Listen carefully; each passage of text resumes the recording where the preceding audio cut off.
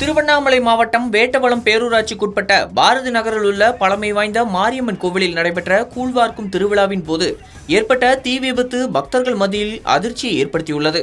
வைகாசி மாதத்தை முன்னிட்டு நேற்று காலை கோவிலில் கூழ்வார்க்கும் திருவிழா தொடங்கியது. இதற்காக கோவில் கோபுரம், வளாகம் மற்றும் சுற்றுப்புற தெருக்களில் முழுவதும் மின் விளக்குகள், துணி பந்தல்கள், சீரியல் விளக்குகள் மற்றும் கீற்று கொட்டைகள் அமைக்கப்பட்டிருந்தன. இந்த நிலையில் கோவில் முகப்பில் அமைக்கப்பட்டிருந்த கீற்று கொட்டையில் திடீரென தீ பிடித்தது. பின்னர் அந்த தீ அருகில் இருந்த பந்தல்கள், சீரியல் விளக்குகள் மற்றும் அலங்கார அமைப்புகளுக்கும் வேகமாக பரவி கொழுந்துவிட்டு எரிந்தது.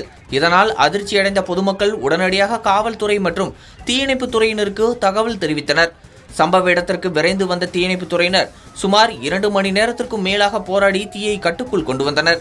இந்த தீ விபத்தில் திருவிழாவுக்காக அமைக்கப்பட்டிருந்த பந்தல்கள், கீற்று கொட்டைகள், சீரியல் விளக்குகள் மற்றும் 100க்கும் மேற்பட்ட இருசக்கர வாகனங்கள் தீயில் கருகி சேதமடைந்தன.